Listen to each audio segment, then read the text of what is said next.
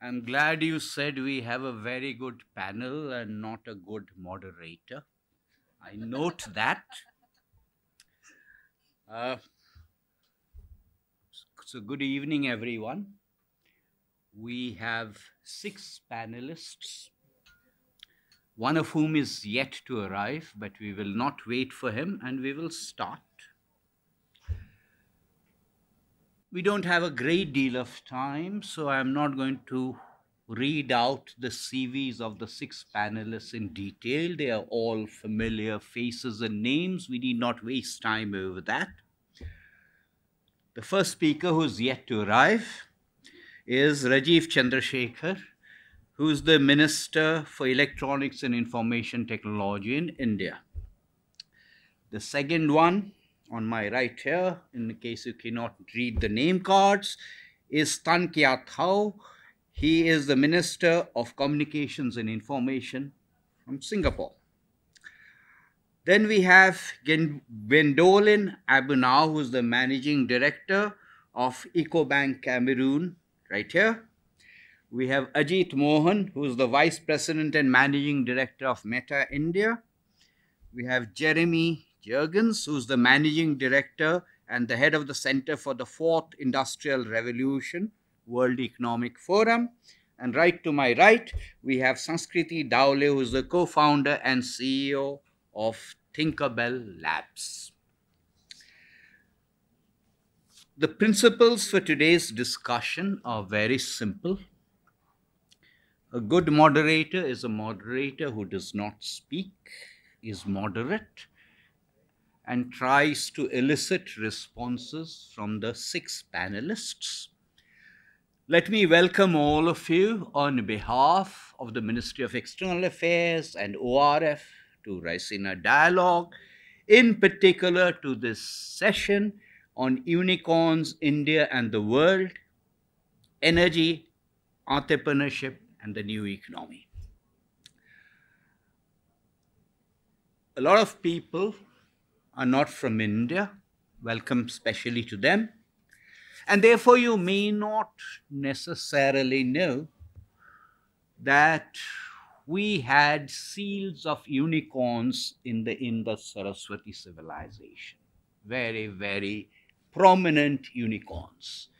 And the Greek historians believed that unicorns existed in India.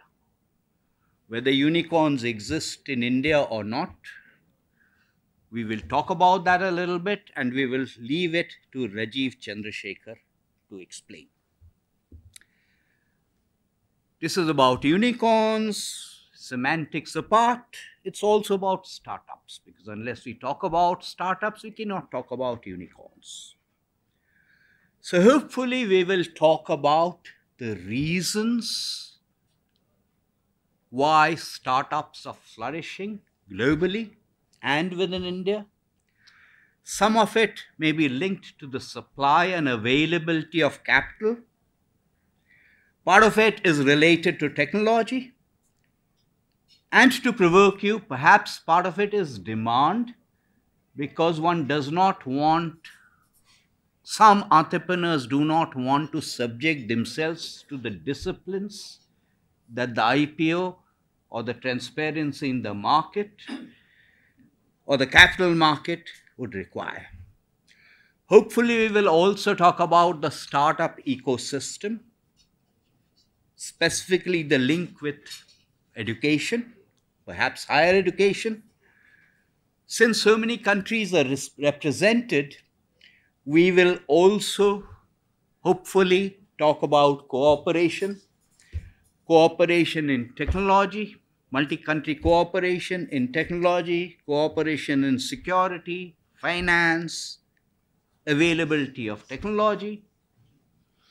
Perhaps we will talk about AI also. And of course, we will talk about unicorns in India. Now, the rules are very simple. Not only do we have distinguished panelists, we also have distinguished people listening in and attending. And therefore, the intention is to have an interactive session. I will have some initial questions for the 6 panelists. Those of you who've read Humphrey Appleby's advice to Jim Hacker in Yes Minister know that you can ignore the question and say whatever you want to say. But nonetheless, I will have some specific questions. Are you ready, or do you want to catch your breath? I'll catch my breath. You'll catch your breath. Okay, so let me ask, and initially, it would be good if each of you restricted your remarks to no more than 5 minutes. Be as brief as possible. So let me start with Tan Kiat Ko from Singapore. In Singapore, there have been a lot of government initiatives to drive startups. There's the Media Development Authority, there's the Founder Institute, there's a system for boot camps, there are mentors, there is incubation development. So I have 2 questions for you. Firstly, why is it that purely in relative terms, startups and unicorns, compared to expectations, have never really taken off in Singapore? Whether it is in terms of capital, whether it's in terms of volumes, whether it's in terms of entrepreneurship and talent. And the second question is, Singapore has a tradition of the interface with industry. So all yours. As I said, if you want, you can address these 2 questions.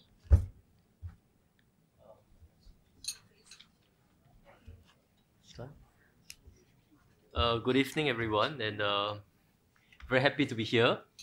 And to the honorable moderator, I'll certainly try to address your 2 questions. Startups and the innovation ecosystem, why is it important to, I think not just important to Singapore, not just important to the markets in the region, Southeast Asia, and why is it important to every economy in the world? Regardless of whether you are developed economies, advanced, or you are developing, doesn't really matter. Why is startup important? And to me, the simple reason is that they are a driver for change, innovation. And you look at the opportunities ahead of us, and not just ahead of us, just look back, right? When Raisina Dialogue first started 6-7 years ago, 2015, the world was very different. And if you take a look back further, 10-20 years ago, there wouldn't be a company called Meta or Facebook in the world. When I first went to school, I studied computers in the United States. That was 20 years ago. Internet was just starting. There wasn't companies or social media. The AI was something that you do in a laboratory, and algorithms was something you calculate on the blackboard or your thesis. But fast forward 2022, where we are today, the world is very different. And you cannot imagine where the world will be 10-20 years from now, and just looking at the trajectory of the digital revolution ahead of us. And to me, that is really one important driver for why startups are important. It challenges the status quo. It challenges existing business models, industries, and it challenges us to do things better. Yes, not all startups will succeed, and that's not intent. If you have an ecosystem where you're 100% success for startups, I think we are in a very wrong ecosystem. But startups, by catalysts, but it's a crucible of ideas and really catalyzing change. And for Singapore, we are living in one of the fastest growing internet economy in the world, Southeast Asia. And I was just chatting with Ajit just now. What you have seen over the last 2.5 years was really a significant acceleration of digitalization across the board. It's not just about bigger companies, but even smaller companies. It's not just about externally oriented sectors like financial sector, logistics sector, but domestic oriented sectors, retail, F&B, small micro enterprises are coming aboard the digital bandwagon. It's a matter of survival for them. And you see, even in societies, in schools, in seniors, tend to be fearful using technology, but now able to do WhatsApp call, video conferencing, and actually many of the tools and applications that were present were adopted very quickly by industries and our citizens.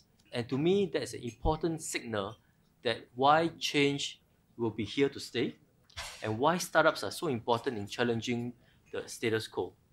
That's one part of the equation.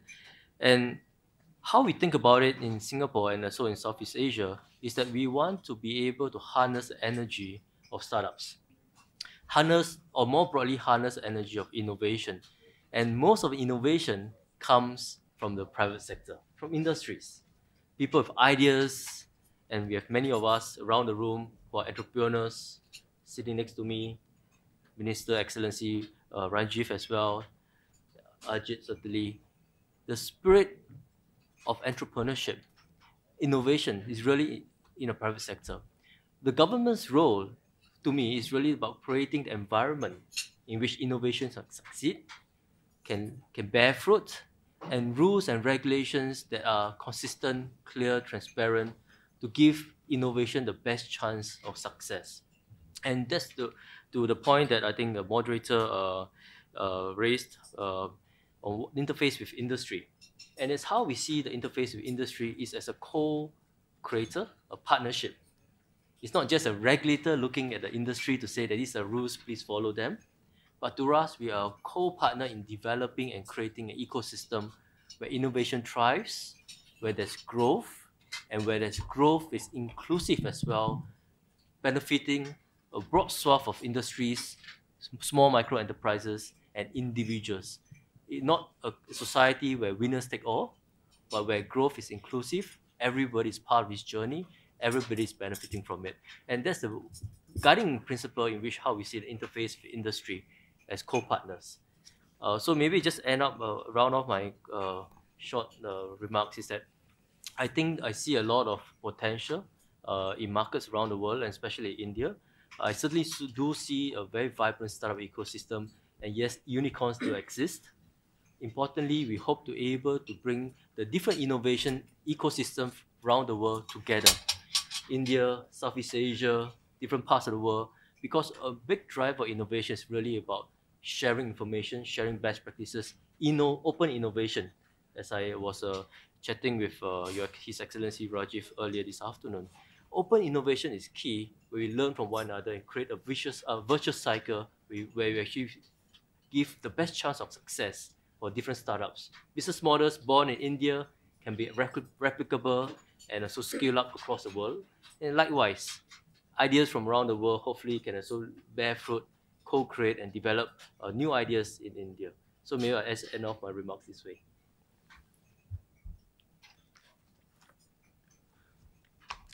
Thank you. Still want to catch you. You want the last word, I guess. No, I'm fine. Okay. Okay.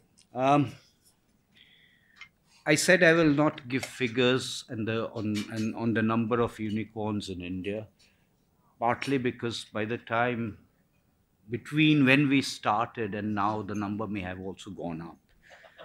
So I will leave it to Rajeev Chandrasekhar first to tell us about what is the status on number of startups, unicorns.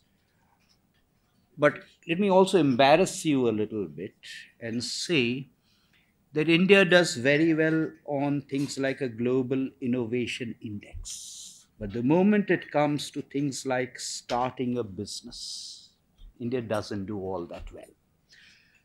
So it's one thing to raise the capital, but it's another thing to use it. And people have been complaining about regulatory cholesterol of the wrong kind. So those are the two questions for you.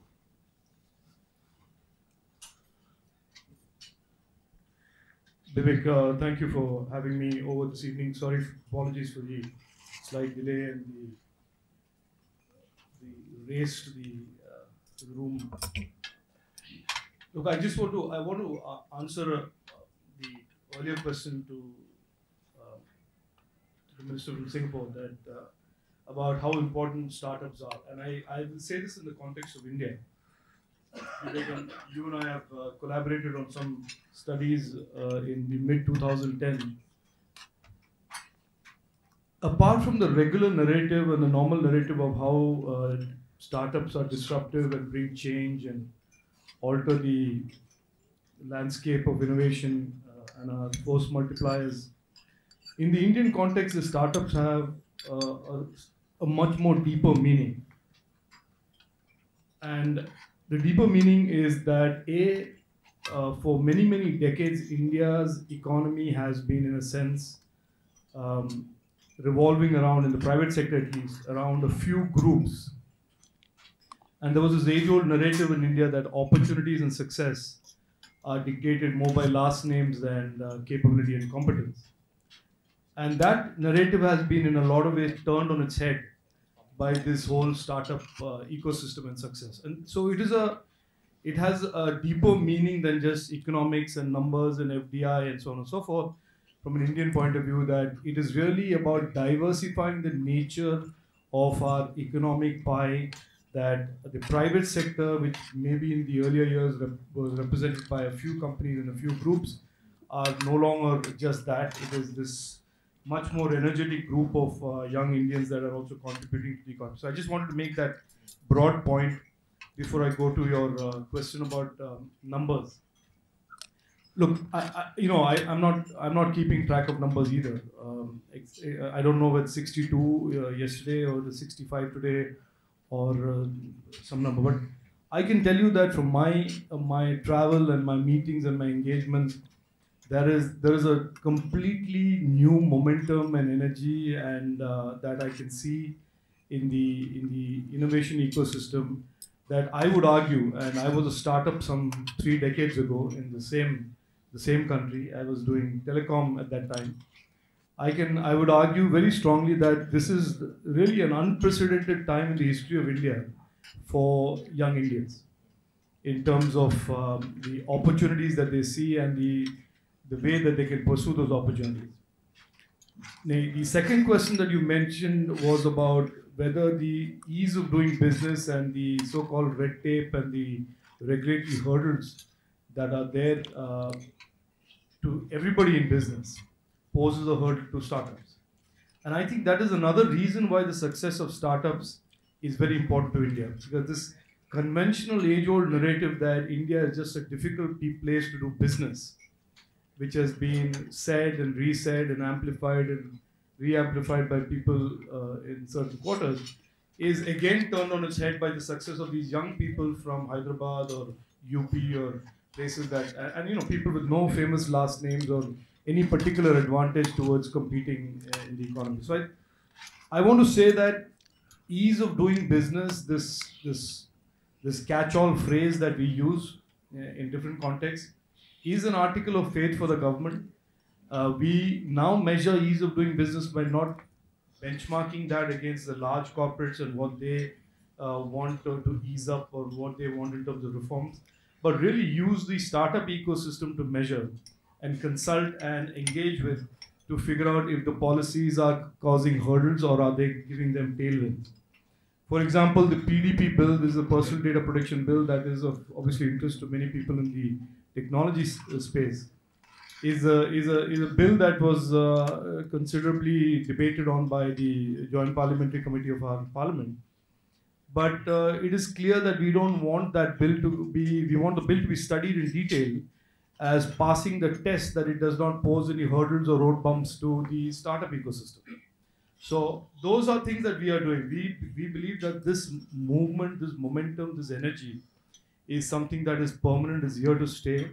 And if anything, the government is today looking at opening up many, many more areas by our own initiatives, our own digitization efforts, and creating ecosystems that get spawned around that. For example, the fintech ecosystem today that is, benchmarked or admired by many around the world was really caused by the fact that we invested in a public good called UPI, and which in turn was based on the Aadhaar identity authentication platform that we built. So a lot of the digitization efforts of the government, which are now accelerating even further, are also going to cause these ecosystems to develop and get spawned around those initiatives. So I'll leave it at that. Thank you. Thank you, Gwendoline.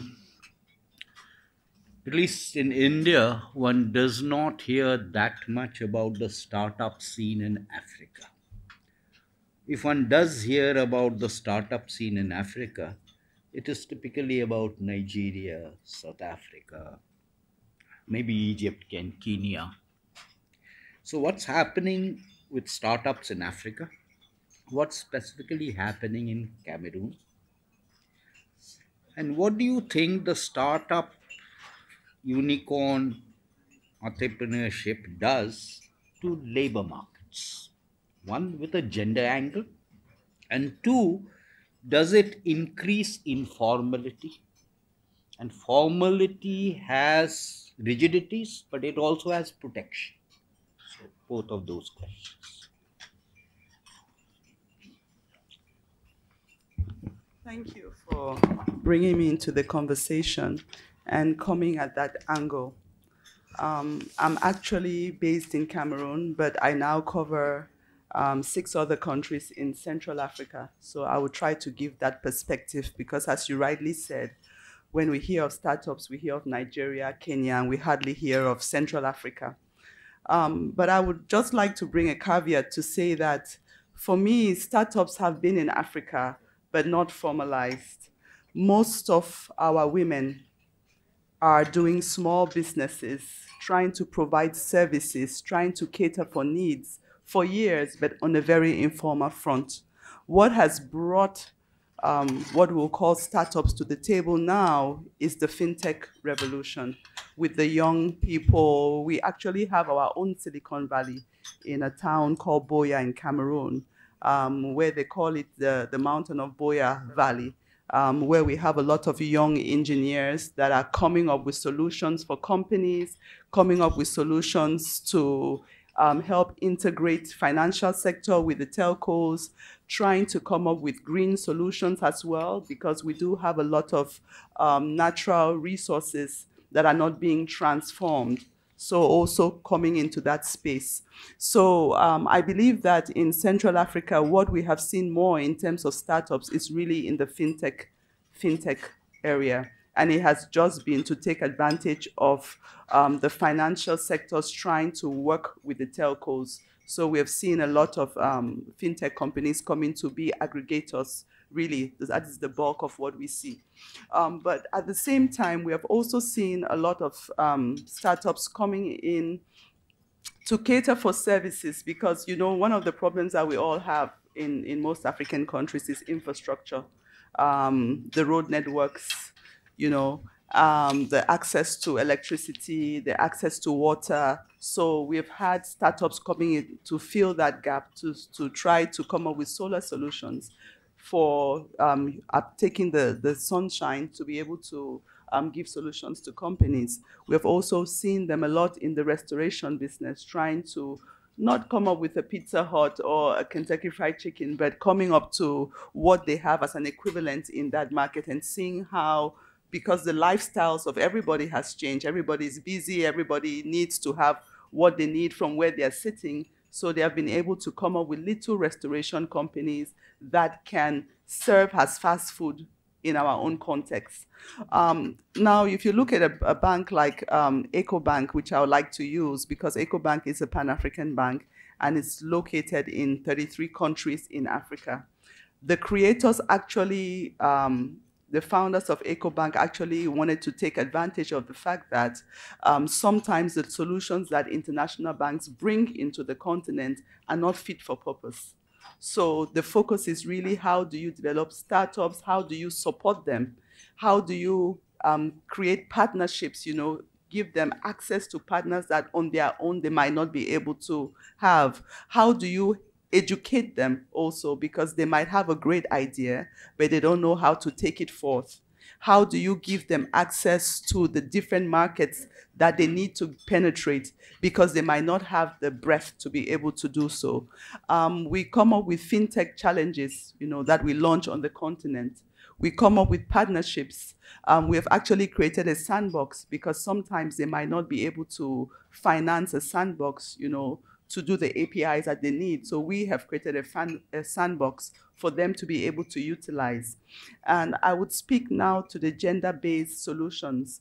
We realize, like I said, in Africa, we have had history of startups, and we realize that it's mainly the women who always start new businesses, try to come up with needs, but because they don't have access to financing, because they might not have the education they need to be able to grow the business, because they might not have the support, be it external or internal, to be able to grow, even though their idea is good, we came up with a program called Elevate. Elevate is a program that is focused on the woman entrepreneur. So it's to help them get access to financing solutions. One of the big problems, I don't know if it's the case in India, but in our part of the world, is that we have just 20% in Cameroon of a banked population. So we're 27 million, but only 2 million people have bank accounts. So you have to be able, and women are not really in that figure. They sell, they provide for the family, but they don't bank their money. So we had to come up with a solution to give them access to bank accounts at a reduced rate that could match the businesses they are doing. You cannot charge them the same fee for a current account that you charge a normal large company. The second thing was to be able to give them structure to realize that even if you're selling $20 or $10 a day, it needs to come through some kind of channel that can be traced. So if you have to get financing or support, you have a history that somebody can say, each month you generate $100, therefore we can support you. So we had to get them into that ecosystem. The third thing was also education, because a lot of them don't have the support they need, particularly from the home. So to educate them, to channel them towards areas or institutions or agencies that could support them to grow. So the Elevate program has been very successful. Actually, we have had more attention and more adhesion than we thought in the beginning. So I believe that there's still a lot to do in our area, but we are seeing that increased generation of startups in the fintech, and also seeing the women-based entrepreneur business growing. So I'll end there for now. Thank you, Ajit. I'm going to ask you some questions that are sort of tangentially related to whatever we are talking about, because those are issues that I think are dear to your heart. One is, what do you visualize as India's role in shaping the internet and the metaverse? What is metaverse? What is the role of social media in all of this? And how do you see all of this in the context of a digital divide that exists in many countries, and you already mentioned that. So those are the bunch of questions for you. Sure. That's a lot of very different areas, Mr. Devroy, but let me try and address those.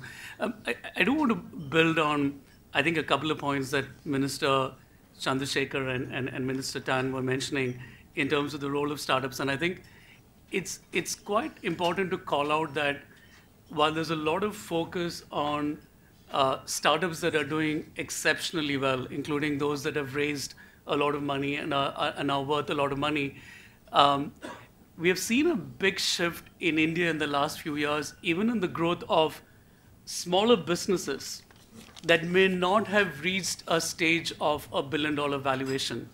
And that's as much a part of this big positive story coming out of India, driven by technology, driven by digital, as it is sort of what you see at the top end of the market. And I think it's important to call out why it's happening, and I think it'll connect, Mr. Devroy, to a couple of questions that you're asking. We went through exceptional change in a very short period of time. And in many ways, I do wonder, when Africa gets onto that trajectory as well. But in the last 5 years or so, you had 700 million people get access to high quality, affordable internet. And that change happened in a very short period of time. And for me, that's what's enabled all of this. And I frankly don't know if the government has gotten enough credit. A lot of the private sector companies, like the telecom operators, have gotten enough credit. But it was big. And that pace of change hasn't happened even in China. And I think it's important to understand the enabler of access that started, I think, to quote your sentence, Minister Tan, the virtuous cycle. I think, there have always been successful entrepreneurs. There's always been risk-taking. But what changed was the number of people who came online, and that sets the stage for innovation. And that goes to my second point, which is when you have that scale of people having access to the internet, it means large companies and small companies can look at India as a canvas for innovation. You're not just solving for India. You may be solving for India. You may be solving a part of India. But it allows you the canvas to say, if you're solving for 700 million people, you can solve for all of the world. Which brings me to my third point, which is that for all the excitement that we have of the massively positive change that's happened in the last few years, I actually think we've barely scratched the surface. Because when you look at the companies that are coming up, the people who are taking risks, exciting startups, smaller businesses, we're still at a stage where most of them are solving for 30, 40, 50 million people. The most aggressive of them are solving for 100 million people. Imagine what happens in the next 5 years when companies will have the courage to start solving for 700 million people and 1.3 billion people. And that's where the next wave of innovation is going to be unleashed. And I actually think in many ways we are still going to compete. We're going to compete with the US, we're going to compete with Africa, but we have built a systemic advantage with the change that's happened in the last few years, where you have this massive canvas for innovation because in some ways the scale has already been solved for. Which I think brings me to the question, Mr. Debroy, about the metaverse. I think it is the next version of the internet. I think if we look at the internet as something that we stare at today, we look into, it's the two-dimensional view of life. The metaverse is a more immersive 3D version of the internet. And it's not just Meta as a company. Many companies will go at it. I think there are companies on this table who are building important Web 3.0 technologies. It'll come out of India, it'll come out of the US. But the interesting part is we're now building the next version of the internet at a time that looks very different when the last version of the internet was being built in the middle and the late 90s. We didn't have the depth of tech capacity in India. We didn't have this many people having access to the internet. We didn't have the proven success records of entrepreneurs.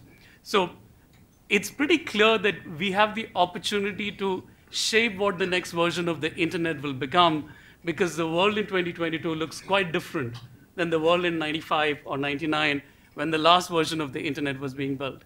And I think to the point that you're rightly focusing on is, when there is so much excitement about growth and innovation, what does it all mean for the agenda of inclusion? And I do think one of the agendas of inclusion is gender. And it does remain an area where I think there's an opportunity for private companies, large and small, and the governments to collaborate to say, what can we fundamentally do to break what still remains a persistent gender imbalance on the internet? It is now not because of not being able to afford the internet. Part of it may be that we have to build products that are solving for barriers that are still accepting inequity or not solving for inequity overtly, including on the gender front. And I think that's the responsibility of companies like mine and people on this table to think, when we are unleashing so much innovation and wealth, and when we're going to have access move from 700 million to 1 billion, how can we make sure that some of the inequities can be addressed intentionally and overtly as well? Thank you, Jeremy. I'm going to try and pin the WEF's work on you. Something like, you have an external view of what's happening in India. India does pretty well in the global competitiveness report on things like innovation and sophistication. But the most problematic areas, I will leave out the first one, ignore that, which is the subjective issue of corruption. But the other one is access to finance. So do you think access to finance, obviously in this context it is more the conventional access to finance, but nonetheless do you think that's improving? And secondly, given where you come from, can you tell us a little bit about the evolving nature of jurisprudence on AI? Those are the two questions. Yes, Minister. So, I think we've heard a few comments here, and I think you spoke quite well to the role of finance that it plays, and Ecobank's been a pioneer for that in Africa for a number of years. What we've witnessed during COVID, in a lot of Western countries, people were locked up at home, they exchanged funny gifts with each other, maybe they logged in, their hours were shifted, and there was this illusion that change had stopped. And yet, if you look outside of developed countries, where people didn't necessarily go to lockdowns because they couldn't afford to go into lockdown, life continued. And the technology companies that already had VPNs, their staff were already mobile, they're on services like Amazon, Google, and Microsoft, so they're fully connected. They continued to innovate, and actually they had more time to innovate, right? So this actually accelerated innovation. And so what we saw was an accelerated rate of innovation taking place in the last 2 years of COVID. So there's this perception of, okay, not much change is happening, when actually we have 4 to 5 times as much change, and many companies' expectations of how much growth they would have in different domains was greatly accelerated. And you yourself spoke to the amount of capital that's also been pumped into markets during the last couple of years. So this really changed the dynamics here. And when we look at that backdrop, there's kind of 3 things that I think we're explicitly looking at. One is that all the work that we do has to be human-centered, right? It's not innovation for the sake of innovation or technology for the sake of technology. This is innovation for the people. It's technology for the people. And again, the Indian experience, the African experience, and much of Southeast Asia, it's not like the developed world, right? So here you want to look at cases that you're not displacing labor, but actually that you're digitally enabling labor, right? So it isn't a cost-cutting mechanism, it's an efficiency mechanism. And this is a really important mindset to approach the challenges differently. You don't want to disintermediate entire value chains that are extremely complex in a place like India. People say, oh, it's so complicated here. Well, the modes of production look very different in the Indian context or in the African context than they do in Silicon Valley or New York or even Tokyo or London. So how do you adapt for that? So throughout this, I think keeping this human-centered aspect, and this means bringing in women. It's using finance, to consciously bring in women throughout that. These are all critical issues. I think a second area is what are the domains that we focus on? Now, again, in the West, where I spend a lot of time working, and we work with companies like Meta and other large technology companies and large institutions. If you go to Silicon Valley, people are excited about crypto. They're excited about the metaverse, delivery apps, dating apps. These are all pretty exciting. I met with a number of entrepreneurs in the agricultural sector this morning, and I think they're focused on much more fundamental issues that are relevant to how most of the world still lives. And this is in agriculture. It's in healthcare. It's in energy access. It's in basic access to financial services, right? So, whether you call that, Maslow's hierarchy of needs, or if you go back to C.K. Prahalad in the bottom of the pyramid, these things actually start to converge, right? These are foundational elements. And I think this would bring me to my third important element here. And this is actually where India really differentiates itself from any place else globally. And that's building on the success of Odhar on the UPI. And when you start to have a shared platform, it means that more actors can come to the table. They can access the data they need. The services are available there. They have the skills that need. And so you see a much healthier ecosystem emerging, that there's lots of runway that companies aren't forced to consolidate, but they can specialize, they can innovate, and they can interoperate. And so if we can imagine those same kind of platforms being laid out across not just finance, but as well in agriculture, or what we could do in energy or in healthcare. These have, carry-on benefits, and then you get the scale benefits that come along with this that'll make a big difference there. And so I think when we see that taking place, now imagine a 10% improvement in any of those domains, right? So if you can improve 10% efficiency improvement at the bottom, whether it's in education, it's in healthcare, the corresponding benefits that go on will actually bring more people into the middle class and the upper class. It'll create more opportunities.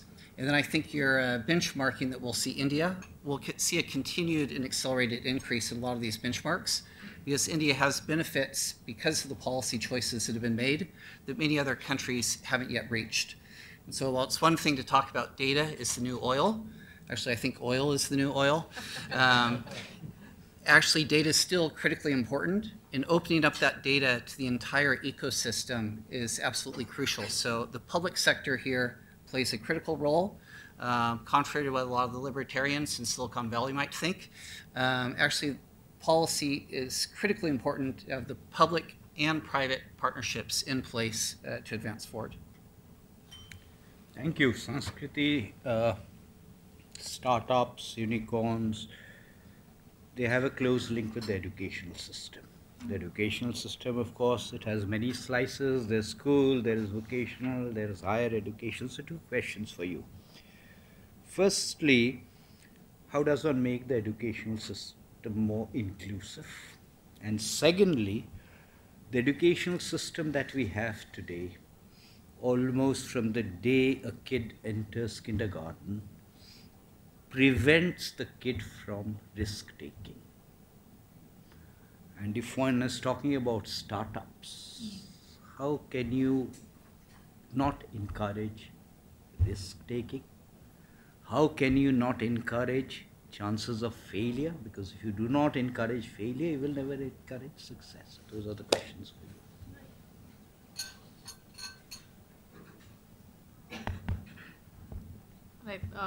Thanks, Vivek.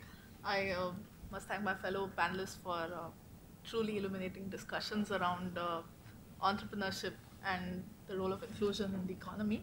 But coming specifically to inclusion within education, so I work in, to make technology, to make education more inclusive. And I think what we see as, well, are there enough women at the table? I think that's just the tip of the iceberg for inclusion. It's any underrepresented group. It's students with disabilities. It's different castes, different nationalities. It's everywhere. And with the world going online, that represents such a fundamental shift in how education is experienced, that we have a fresh chance at defining what the education system does well, improving the things that have historically not been done well, because we're shaping the child's first experience of the world, and that's a golden chance for the whole world to make positive changes in how in what kind of education system you're curating, because suddenly the rules are different. Mass schooling that has been a standard all over the world since maybe 1700s, 1800s is being disrupted by online education. So how are we making those environments more inclusive and coming? And I think personally, I think that the answer is with technology, not because every problem is solvable by technology, but inclusive education is such a massive problem that the solution to it also has to be extremely scalable, and therefore I say technology. Not every problem will be solved with tech, but there are a few problems that are solvable by technology, and those are the ones we can and must focus on. Secondly, coming to the whole risk-taking, entrepreneurship qualities, etc. as a whole, I actually think that schools and education systems are great places to learn discipline, hard work, going after your goals, etc. Because even in startups, those are very integral parts of achieving your dreams. And I actually think that entrepreneurship or the mindset that is required for entrepreneurship begins at home, because a school that is a school is not where you get specialized uh, uh, you know tailor-made attention. School is where you learn something that is going to take you far no matter what you do. So entrepreneurship, I believe, should be encouraged at home. Maybe it's a privileged viewpoint. My parents are entrepreneurs, so I really believe in this. But things like, say, Startup India, the whole movement or the publicity, what it has really done is start conversations in people's homes about what is and isn't a viable future. And I think so that's really the answer to how do you foment risk-taking ability? How do you try and cultivate that attitude? It's by changing the culture, which won't happen in school because someone wrote it in the textbook saying, hey, taking risks is good, failure is healthy, it'll set you up for success, because that's not where you learn it. I think it should be learned at home, and I think yeah, Startup India is a great example that came to mind. Okay. Evidently, there's some voting going on somewhere, and this has not been a very popular discussion so far. So I'm told that our time has been slashed from 9 p.m. to 8:45 p.m. So I think this is the right time to bring in questions from the audience, and I'll ask each of the panelists to respond. Please make it a question. Do not make it a comment. And please ask short questions. The shorter the question, the longer will be the answer. The longer the question, the shorter will be the answer. And please try and mention the panelist you are asking the question to. So we'll collect some questions, and then I'll give enough time for the panelists to respond. There is one question that I am placing on the table for whoever wants to answer. We've heard a lot about the advantages because the old system is very rigid, physical infrastructure is a problem, regulation is a problem, traditional entrepreneurship is rigid. Now, is one saying that we need the Wild West, or is one saying one needs some kind of regulation that is not malign but is benign? And what kind of cross-country cooperation do we need in the area of that regulation? But feel free to ask questions. Maybe it would help if you introduced yourself. We'll collect some and then they'll respond. Sure. Good evening, everyone, and thank you for such an interesting panel. My name is Nicolo Andreula, and I'm the founder of Diesel Consulting, a small consultancy on strategy and public policy in Italy, Bari, actually, which is the capital of Apulia, right? I spent a few years in Singapore, London, New York, and now we're trying our best to develop what we call a sort of emerging market, because despite being a G7 country, Italy has its own challenges. My question is for the gentleman from Singapore, the Honorable Minister, and India as well. I love when you said we want to create an ecosystem that enables startups to succeed. What we see in Italy is that instead of changing the regulation, basically the state pays a lot of entrepreneurs to subsidize a startup. And I know that we need to fail fast and fail big, but we are creating a generation of serial entrepreneurs which go from subsidy to subsidy. And somehow it's not quite working. Now question, is this a necessary evil, or are there more efficient ways for us to develop our own startup ecosystem? Thank you. Okay, by the way, if there are comments, you are free to veto them and not answer. Only answer questions. Yes. Yes, please. I see two hands there. Yes, please. My name is Lydia Kasopoulos. I'm SVP for Emerging Tech Insights at KnowBe4. It's a global company dealing with security awareness. My question is for Tan and for Bilbek, and it follows on Andrea's question. It's about creating more entrepreneurs. The Estonian model of e-residency allows for people outside the country to create a digital company remotely. Have you thought about that? Could that model work for Singapore and India? Thank you.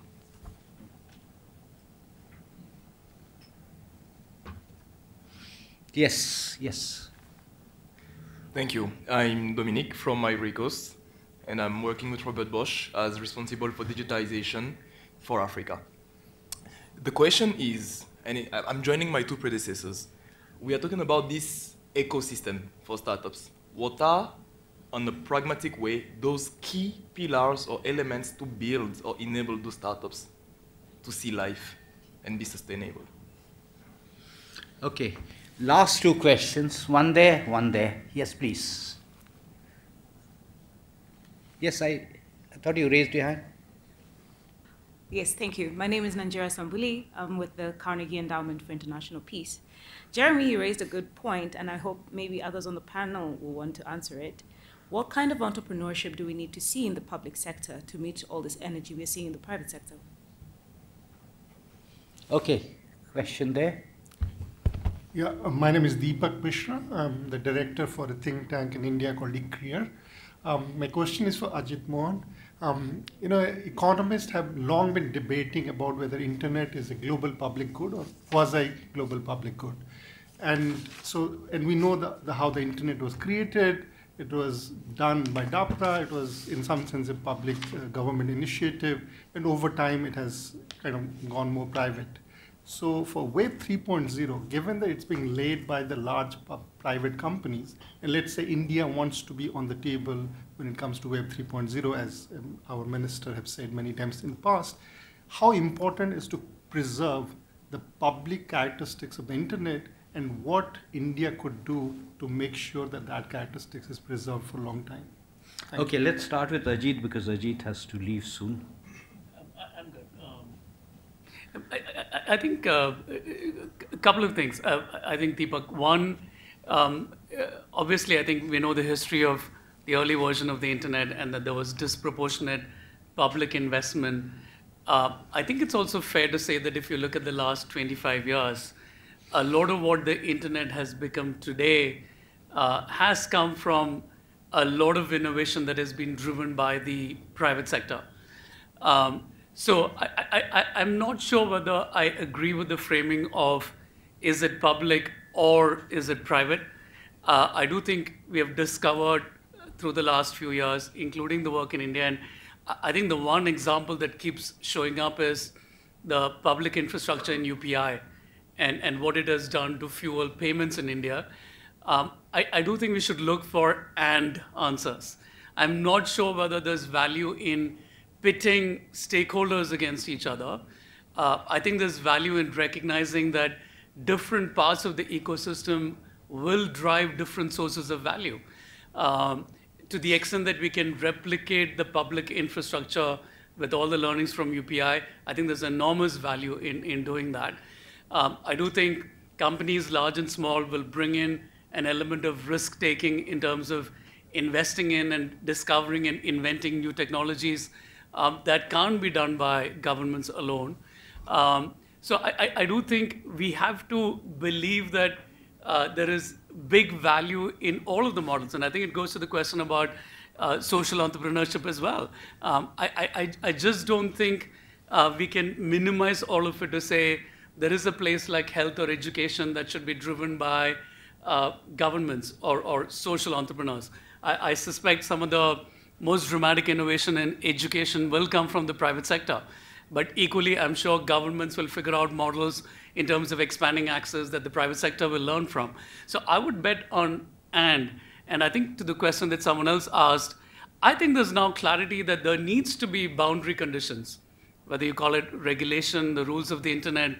I think the last 25 years show that as we are exploring innovation at the frontiers and dealing with technology at the frontiers, all of us, including large companies and big tech, will benefit from a clear articulation of what the boundary conditions are, what the rules and regulations are.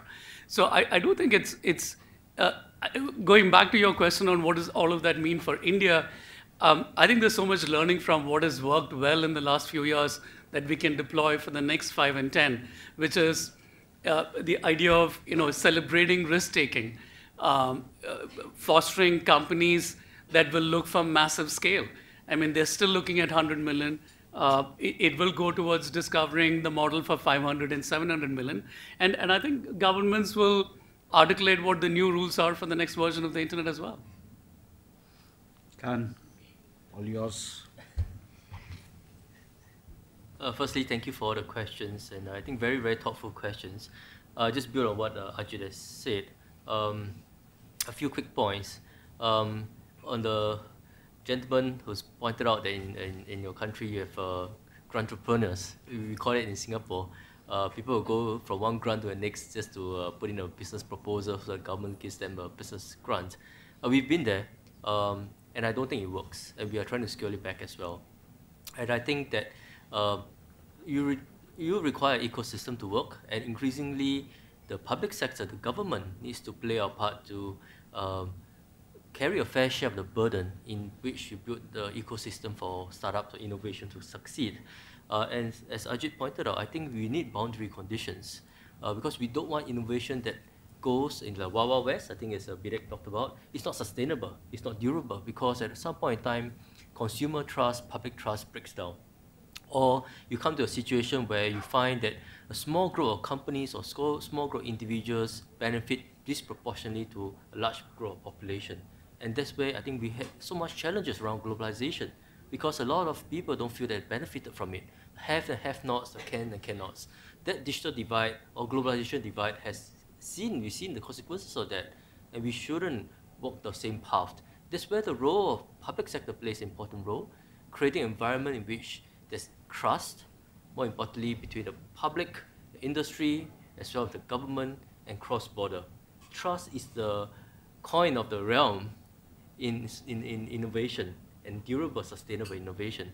A second part of the role of government is provide inclusivity, enablers for inclusivity, whether it's in education, healthcare, micro, small enterprises, but allowing a large group of people to benefit from innovation. And my last point about ecosystem, I think the gentleman asked what some ingredients. I think the ingredients are not rocket science. We all know we need infrastructure. In an analog world, we need infrastructure, power, utilities. You need people who can do the job, skilled manpower. You can talk about innovation ideas, but you don't have anyone to actually execute it. It's just an idea and concept on PowerPoint. And to do that requires the government, the public sector, to play a part in creating those enablers, which requires multi-generation early investments for the long term.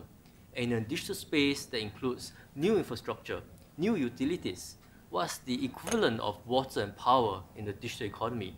Those could be around authentication, identity, payment rails, and so many things which the government needs to work together with the private sector to put in place to enable innovation in the digital economy. And the last point I will end off my comment is about, as Mr. De Bruyne had also asked about cross-border cooperation. Certainly, because in this digital world, we talk about digital economies and digital societies, there's no boundaries.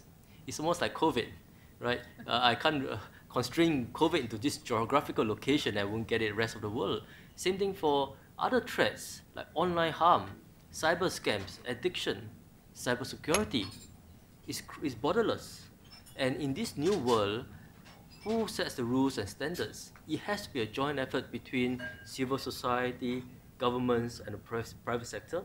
And governments need to play a role in enabling some of this cross-border cooperation. The norms, the values, and actually how to set a level playing field so that innovation can thrive and benefit humanity, solving some of the hardest problems we face: climate change, poverty, inequality in different forms of it. And this requires all of us to play our part, and this requires cross-border, multilateral views. Instead of inward-looking, being more nationalistic, we ought to have a view about how we can work together while still maintaining some unique characteristics of each country, maintaining the social compact in each different countries as well, but with a global view to build a global commons. Let me ask a follow-up question, Sure. if I may. So you've spoken about the role of the government as a regulator in some sense, and you've also spoken about the role of the government as a provider. Is there a conflict between the two? What is Singapore's experience? I don't think there's a conflict. In fact, I think if we do it right, there's a win-win synergies. Firstly, as I pointed out in my earlier remarks, when we think about regulation, at least in our context, we see this as a co-creation, a partnership with the private sector, because we don't believe that we have all the answers, right? And secondly, in the digital space, it's fast-moving. Whatever rules you set today will be outdated, irrelevant tomorrow. And I think the best way to do it is be more agile and innovative and actually do it in partnership. Because at the end of the day, there are areas where it's a win-win outcome mutually between the private sector and the government. Jobs, for example, creating good jobs, skills, creating good growth, inclusive growth, these are win-win outcomes. So as a regulator, I see it very much as a co-creation and partnership with the industry, especially in a fast-moving digital domain, ethics, AI, for example. Secondly, in terms of thinking about being a provider and a regulator, actually, I would say that we also play a third role, which is about a social enabler. When you talk about provision of infrastructure, it's about enabling broad-based growth and innovation that benefits large group of people. For example, roads. Do you see a conflict of interest? Government's been a regulator in terms of the driving licenses, road behavior, and a provider of roads. Actually, it's not inconsistent. It's synergistic. But how to do it in a way that partners the industry and civil society? I think every country needs to find its own way forward. But I think that will be the secret sauce. If governments can do it well, public sectors can do it well, I think it will be a virtuous cycle. Jeremy? I just would want to maybe reiterate one point that came up, and I think it's the importance that Minister Tan Kiat mentioned is the co-design, right? It's not for government to operate in a vacuum. And I don't think about it as regulation so much as I think around the importance of policy frameworks. So, we actually have a program ongoing in Telangana. We're working on AI for agriculture. So we're working with the local startup community. We're working with the government in Telangana, with the university in Hyderabad. And we're also working with the National Policy Institute, Niti Aayog. And so how do we actually create a neutral space to bring all these actors together, discuss their challenges? Ultimately, the government's responsible for setting the rules, but doing that in a dialogue with the entrepreneurs, with the key stakeholders is actually critically important. And I think it's something that can play out across every domain and be a critical enabler for future entrepreneurship and make sure the benefits go to the citizens. Gwendoline? Anything at all? Yeah, I just wanted to continue along that line. The point that was made by the gentleman from Italy, just struck a chord, because one of the things that we always forget when we're talking about startups and unicorns and the rest is culture. Like I said, we've had startups. It's now a very sexy word, but startups have always existed. It's the packaging of the startup and how we make it scalable. Because what you're trying to do is something that is fit for purpose. So when we talk about startups and how we can drive them, we have to remember culture. And we have to have a strategy to change the culture, to be accepting both from the public sector and the private sector on what we need to support it going forward. If I take the case of a financial institution, we are used to, particularly in our part of the world, of financing multinationals, SMEs, standard companies. Now you have a startup and you don't even know how you should manage them. The person is coming at you with ideas that you are just seeing a million risks in your face, and your immediate reaction is no. So even in the financial sector, we have to change our culture to be able to cater and be part of this ecosystem. Because the ecosystem has the government, it has the private sector, it has culture in that ecosystem. It should. It has education, it has it's a whole bunch of things, and we have to remember that culture. Another thing that he mentioned that risks a lot for developing countries is this subsidies. Our government in Cameroon, we subsidize oil, we subsidize electricity, we subsidize the bread price. So imagine now when we are facing the war in Ukraine and the rest, where now the price of grain is going through the roof, and the price of bread, which is a bare necessity, has been subsidized since I was born, and I'm not young. So you try to imagine what is going to happen, in the future. So for me, it's about us supporting startups everybody has to change. The culture in private sector, public sector, the regulators, the tax, everybody, education, everybody has to change. And it starts from understanding your culture and pushing on it. The second thing is that the government has to change the way it thinks in terms of subsidies, because they cannot subsidize forever. The population is growing, people's needs are changing, the young people have a completely different mentality. You know, somebody talked about young people just, when you look at, oh, they'll give you money to do a startup. I can imagine my son not wanting to get up in the morning if you're going to give him, you know, something that he can do from his bed. So we have to also manage that, because if not, we're going to have a lazy generation, you know. And then we have to see how we can cooperate, because sometimes, if I take our case, we have the fintechs that are coming in to help the financial institutions and the telcos, you know, be the aggregator. But our regulator is like miles behind. So we have an idea, we have agreed, everybody has invested, but the regulator is still thinking.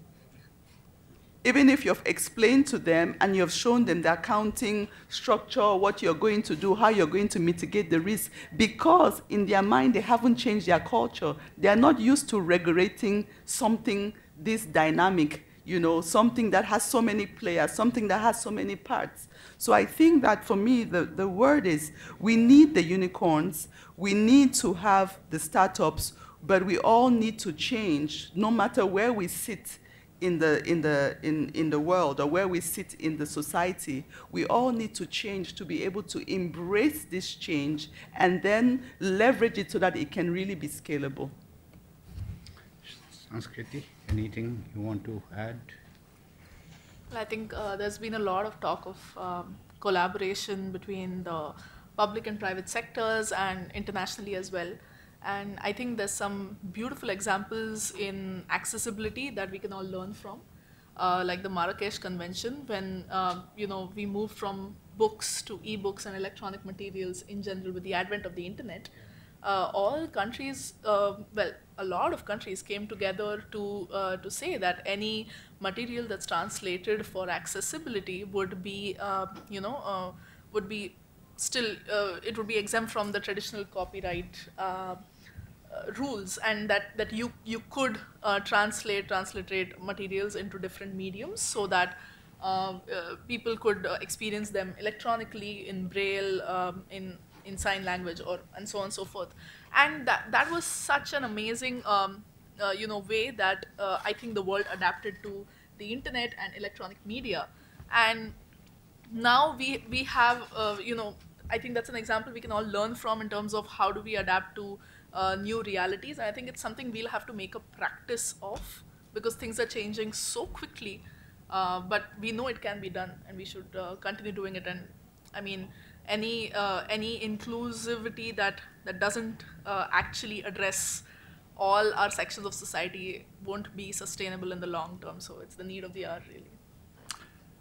The organizers have a very, very unrealistic expectation that I should sum up this very rich discussion. I've been capable of doing it for the summing up and almost like the valedictory address. And the last word, Rajeev Chandrasekhar. Oh, really? Smart. No, so I'm not going to do any last word. I'm going to try and answer some of these questions, because I think I deserve a shot at answering them. You know, you posed this thing about Wild West, Vivek, and I just want to say, you know, and there should be no ambiguity about this. When there are 1.2 billion Indians who are going to be on the internet and using the internet, there's absolutely no possibility of that being a Wild West of any sort. So we are very clear as government that openness, safety and trust, and accountability are the guiding principles for all policy making, rule making around the internet. So rules there should be, rules evolve with consultation with the main stakeholders, there should be. And I think to the point that Minister Tan mentioned, I think countries need to reach across and cross border and work out rules that are in some sense harmonized with each other. There's no point us having a set of rules and Singapore having a different set of rules, etc. So I just want to make that very clear. There was a gentleman who talked about public goods down on the other side. Deepak. I think it is best to look at this from an openness point of view. I think the train has left the station about this being a public network. You have big tech or whatever you want to call it, all these big islands on the internet that provide gatekeeping access or whatever you want to refer to on the internet. So I think that issue of it being a public good, I would respectfully submit, is a dated idea. And now what we should be really focusing on from a policy point of view is about ensuring that these platforms don't control the internet and don't in any way dilute the openness of the internet and don't create distortions in the way a consumer accesses and experiences the internet. On subsidies and startups, I just want to make this point. We have an extensive network in the government of India that deals with startups. The way we look at subsidies and grants is where there is a technology demonstrator. So if somebody is building something which has some intellectual property or some, let's say, a proof of concept, then it's usually treated as a grant or a subsidy. But increasingly, we believe equity brings in the discipline and the rigor that is required in terms of building scalable franchises. So both of them do exist, but both are, in my opinion, aimed at very different types of people. To the question from Estonia, the answer is no. We will not agree to e-residency. We want our entrepreneurs to stay in India, and we would like that very much. We would not like to export our startups. We would like to export their services and business, but not the entrepreneurs. And so, I think, Vivek, just to, since you said sum up, I think we're living in very exciting times. But as we celebrate the opportunities and all of the good things about entrepreneurship and startups and the internet and technology, I think it's also wise to understand that there are issues that we need to address. This cross-border cooperation, cybersecurity, there is a whole bunch of user harm that is now widely talked about online. And we have to make it our business as governments and organizations to make sure that the internet does grow, innovation does grow. But there are ethics, there are safety, there are issues of user harm that are also part of our little discussion basket of issues. And it's not just about innovation, and it's not just about the Wild West. So it is about the Wild West with a sheriff with a couple of, not guns, but a couple of rule books and laws to help him keep safety and trust as the main outcomes of this internet. Thank you. Thank you, and ladies and gentlemen, I hope you will agree with me that we have had a very rich discussion.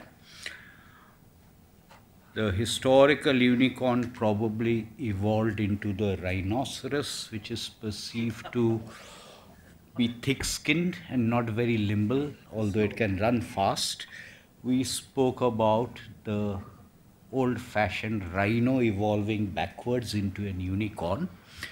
Please join me in thanking the 6 panelists. Every dialogue, every conference must have a recommendation for the organizers.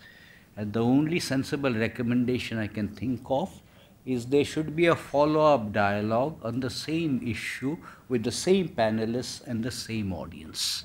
Thank you, everyone.